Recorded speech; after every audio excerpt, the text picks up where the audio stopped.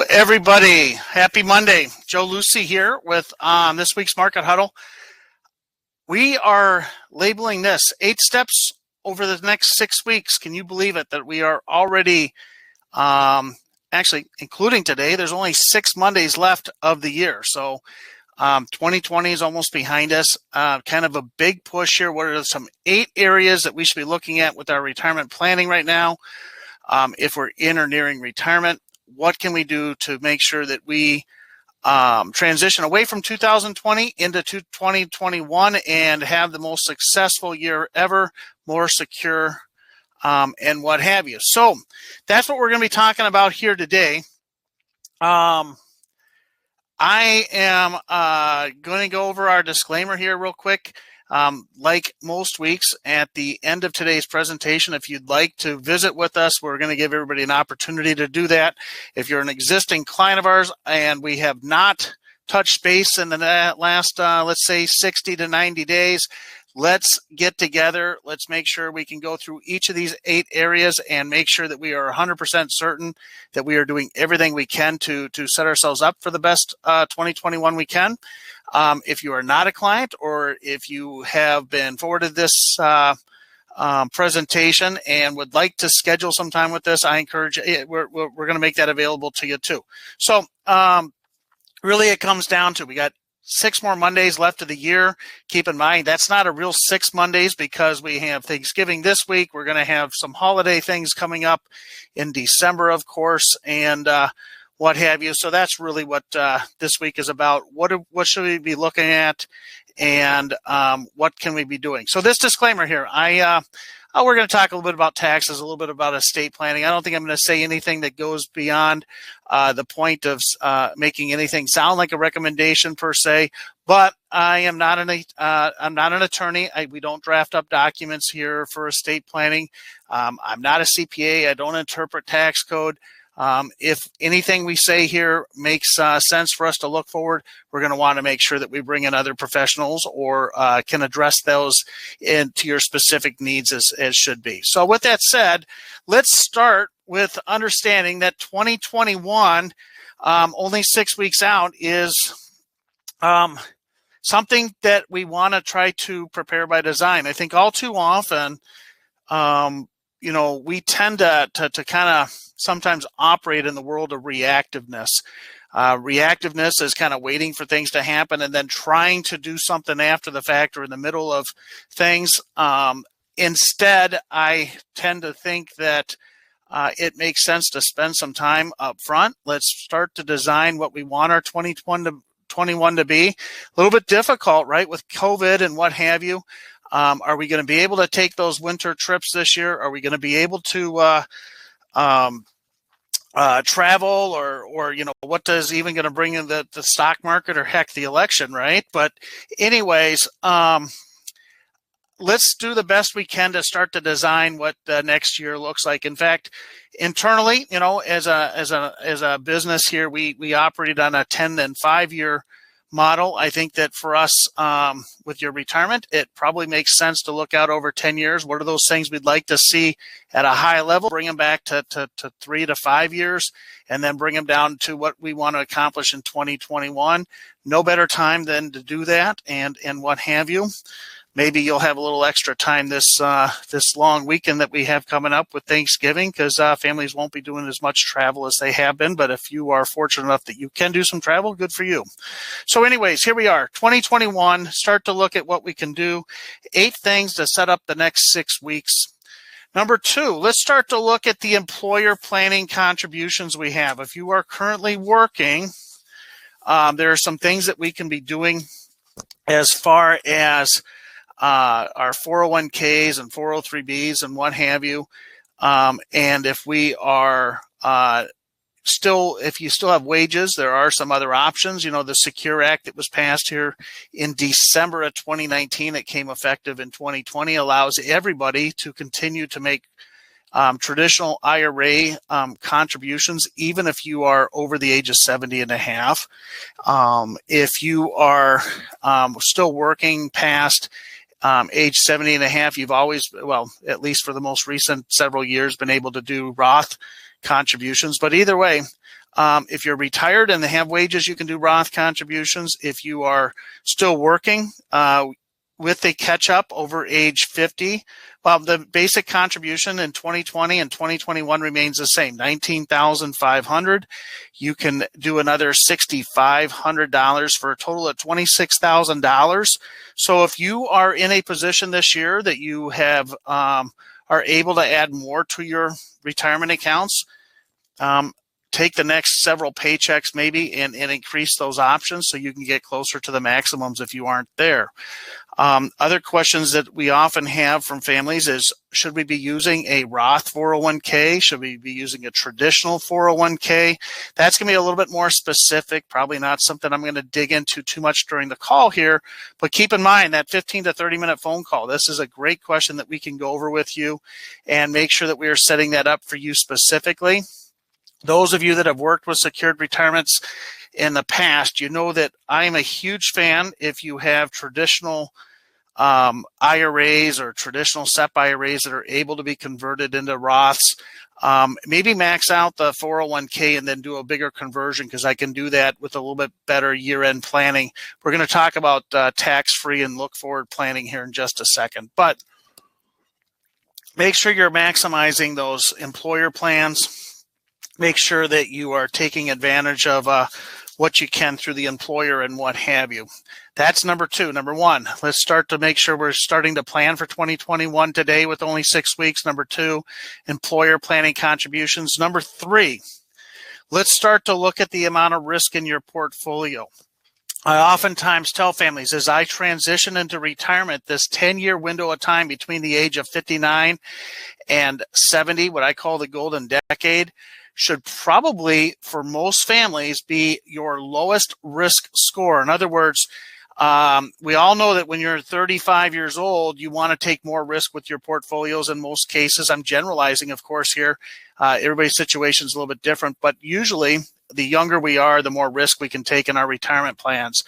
On the other side of that, as we age, as we're in our 90s, 95s, you probably, in most cases, if we've done everything well up until that point, can actually take more risk. If all of a sudden the focus of your money starts to transition a little bit away from how do I take it back for me income-wise to maybe one of how do I start to pass this on, increasing the risk makes a little bit of sense, because if we have a market correction later in life,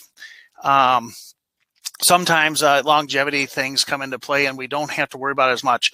So what that really means is, if I am in the golden decade between 60 and 70, let's start to look at how much risk we're taking. That level of risk can be different for everybody. Somebody that's going to be a little bit more risk adverse might be a little bit more aggressive at age 65.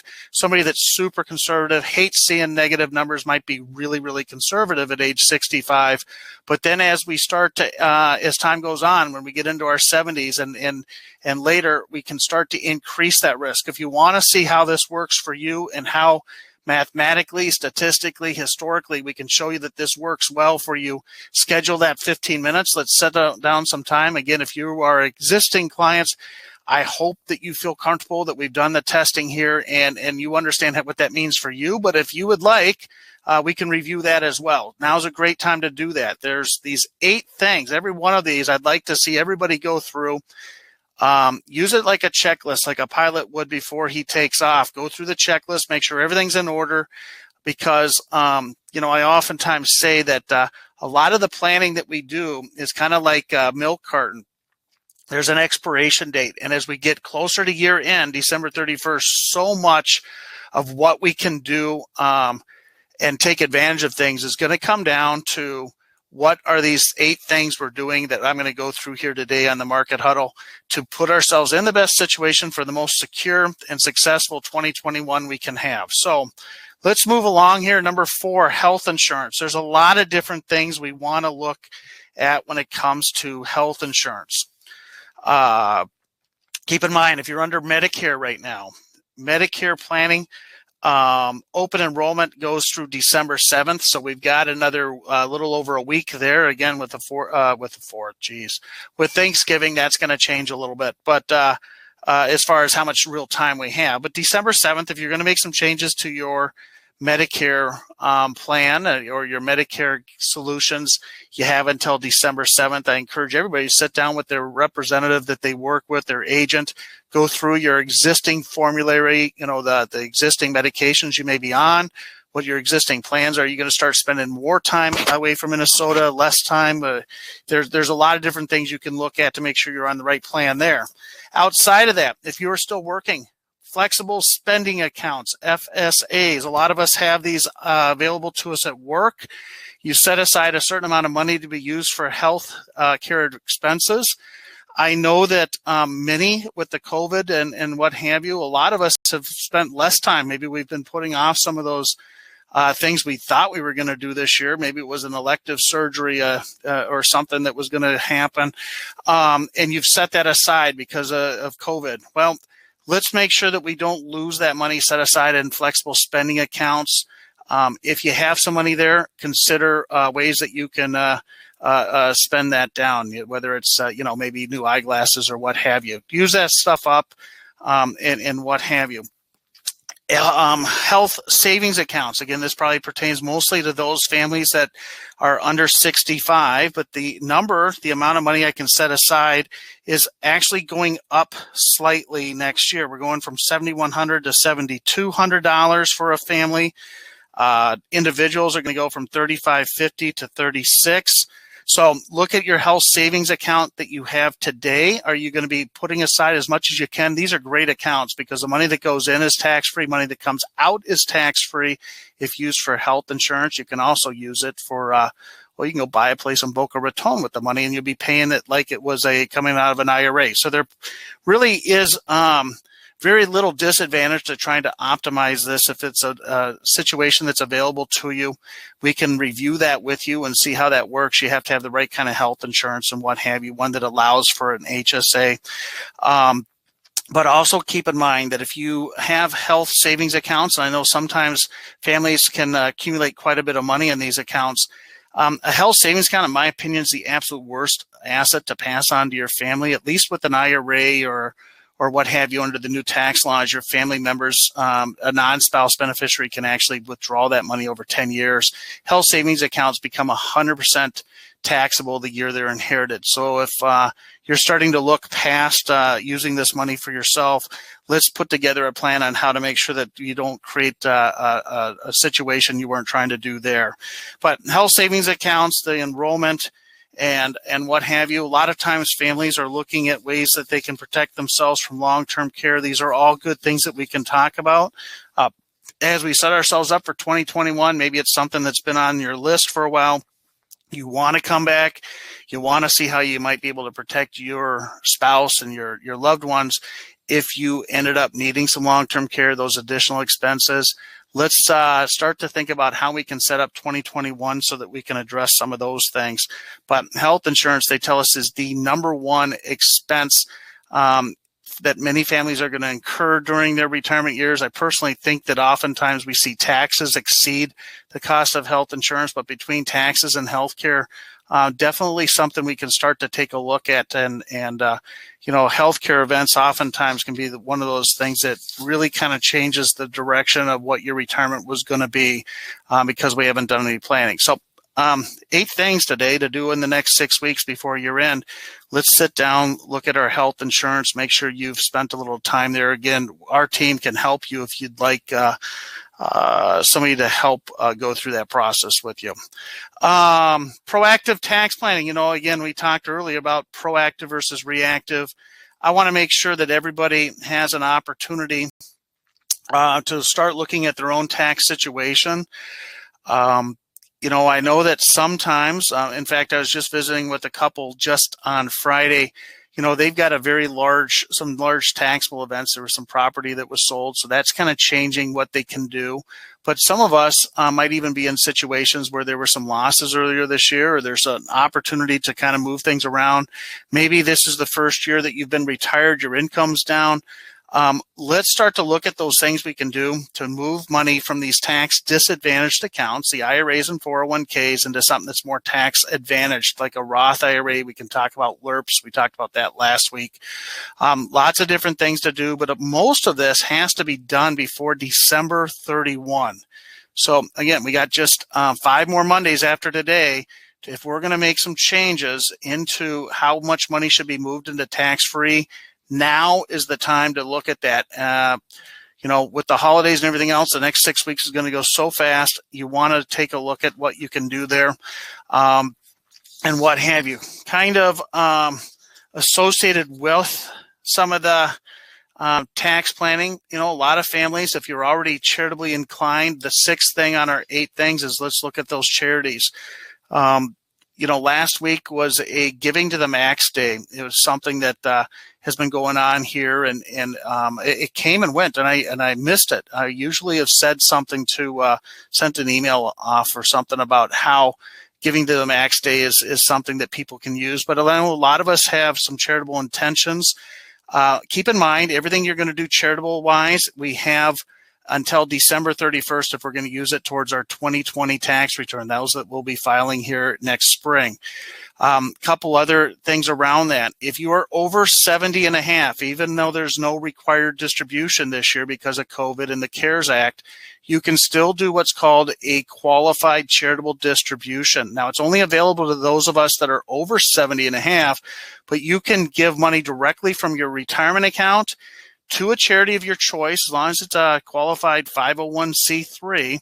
And it allows us to reposition some of those assets that are tax disadvantaged in the IRAs into something that might be more favorable for something that you're passionate about. Keep in mind, by giving this money now, when we start to move the money over, it allows us to take money that otherwise is going to be taxed by us or our spouses or family members someday, and allows us to move into a charity completely tax-free. There's nothing better than that. So they don't pay tax on the IRA balance. You don't have to pay tax on it. And in many cases, this is a lot more favorable than what many of us are doing by just writing checks out of the checkbook, especially if we aren't able to itemize the returns anymore because we're taking a standard deduction.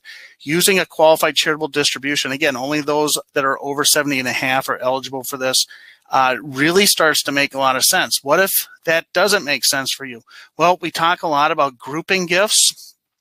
Grouping gifts works like this. You maybe have given money to the church or the St. Jude's or whatever it is this year, and you give it on a monthly basis. Well, if you were to take what you planned on giving anyways, and if you have the resources that you could write a check in December, by writing the check in December or gifting stock, there's a lot of different ways we can talk about doing this. But if you do it in December for what you would already have given in 2021, it allows you to kind of take 2 years worth of charitable gifts. It can make a lot of sense tax-wise. It can make somebody's return that otherwise wouldn't be able to itemize something that can now, and it can start to make some sense. If you want to go a little step further, I know some of the families we've worked with, we've recommended what are called donor-advised funds. A donor-advised fund is another form of grouping charitable gifts, but instead of doing it just by a calendar year, if you had a large tax event per se, or maybe you just were so inclined, you could put maybe 5 years or even up to 10 years in there. Again, we oftentimes caution families, don't put so much into the donor advised fund. For most of us, middle America type folks, we don't necessarily want to put so much into it that it's going to take it the rest of our lifetime to pay down, but you can certainly put aside a certain amount that can maybe get you to that age 70 and a half, and then after that, start doing the qualified charitable distribution again, something like that. So we can help you with your charitable gifting planning if that's important to you. Oftentimes when we start polling clients, we say, hey, how important is charitable gifting to you? We find that about 1/3 of our clients are charitably inclined. 2/3 of our clients, they'll come back and they say, Joe, it's really for us and for our family. So let's talk about our next largest charitable beneficiary, and that could be our family, right? Some of us would rather make sure that we are gifting money to our children. The limit that I can do this year is $15,000 per recipient. So if I have 2 children, I could give $15,000 to my one child. I can give $15,000 to another.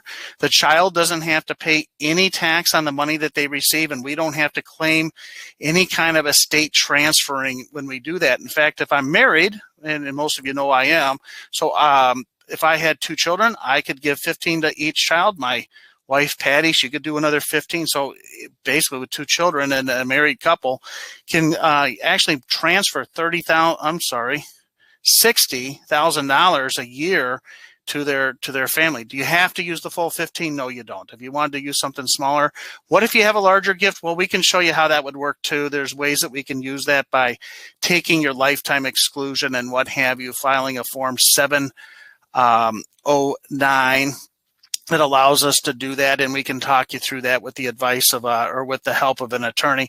But if you have some money you want to gift, if you're looking to ways that start to transfer wealth to the family, keep in mind the $15,000. But the best way to do this, of course, we got this next 6 weeks to do it. So if that's something that's important to you, schedule some time. Let's review how it would work best for you in your situation, and review that. Estate planning. Now's a great time to be looking at that. We talked about 8 things to do in the next 6 weeks. Joe, you're ending on a downer. You're talking about estate planning. Well, if we do estate planning right, estate planning really benefits us during our lifetime. We want to make sure we have ways that we've assigned somebody that can step in our shoes, even if we're off traveling and can't get down to to the bank or something. We can put together what's called a power of attorney. Those of you that have revocable living trusts, you know that a contingent trustee can step in there, a successor trustee. They can start to act on our behalf. Some of us, we sometimes see families that have estate planning in place. You did the will while the kids were, 8 and 10 before you took that trip to Europe way back when, and now the kids have got children of their own and nothing's been updated. It's probably a good time to look at that. Beneficiary designations. Not everything goes through a will or in a trust. So a lot of things like our IRAs, our life insurance, is going to pass through a beneficiary designation. As long as it's set up properly, we don't even have to use estate documents, but make sure that we've got these dialed in. Should you be using what's called per stirpes? That says if something happens to one of your children, their children would receive it, or per capita, which says that if you've got 3 children and one were to pass, maybe it just divides in half. Lots of different decisions to make. We can help you with that. We can look at this with you. Again, we don't do the estate docs, but it's one of those 8 things. If I'm looking at the next, after today, 5 Mondays, what can I do? We can get 8 of these down. Let's use it like a checklist, like that pilot would use, as I said earlier, before we take off or before we land 2020. Maybe that's a better analogy. Let's go through these 8 areas. Let's spend some time. If you are a client of ours and want to spend a little bit of time with us, one of the team members here, let's schedule something. In fact, here, I'll do that right now. Those of you that have been on here, you know that we always kind of put this calendar up there. If you mark this, you can get on our calendars right away. It's crazy how many of us, after these calls, we all of a sudden we end up with 3 or 4 or 5 appointments every single time we do that. We typically have about 40 or 50 of you on the calls. A lot of families just want to check in. Do that. If you're not a client of ours, feel free. Go ahead and mark that. We want to be there for you. We want to be a resource and such. Action steps. Well, let's take these 8 things. Let's go through it and make sure that we've addressed each and every one of them. Schedule some time to visit with us if you'd like us to help walk through that with you. If you're comfortable, probably feels good knowing that all these 8 areas have been addressed, and that's ultimately our goal with retirement planning, knowing that we've got everything kind of our ducks in a row. With that said, this week is Thanksgiving. We are going to be closed on Thursday for observance of Thanksgiving, a Turkey Day, and what have you. Hopefully, we're going to keep it personally a little bit small this year. It's just me, my wife, and my son. We're going to kind of keep it local. Hopefully, some of you are going to do that. We're actually going to be doing a Zoom call with my parents and my siblings at 7 o'clock Thanksgiving evening. So everybody's going to get on Zoom, and we'll kind of go through and wish everybody a Thanksgiving there. We also are closed on Friday, the day after Thanksgiving. We've always done that. The market's open until noon. that day, but our offices will be closed. So if you need to get a hold of somebody, you can call TD Ameritrade Direct, or you can just reach out to us. Somebody's always answering the phone. So you just leave a message and we'll make sure we can get back to you. With that said, I hope that everybody found some value out of these 8 things. Take a few moments, go through them. Let's start to set ourselves up for the best 2021 we can. I know a lot of us can't wait for 2020 to be behind us. And I think by going through these 8 things, you're going to feel much better about the direction of 2021. With that said, that's all I've got for today. And I hope everybody enjoys Thanksgiving. And we'll be back next Monday with more from the Market Huddle with Joe Lucey. Have a great day.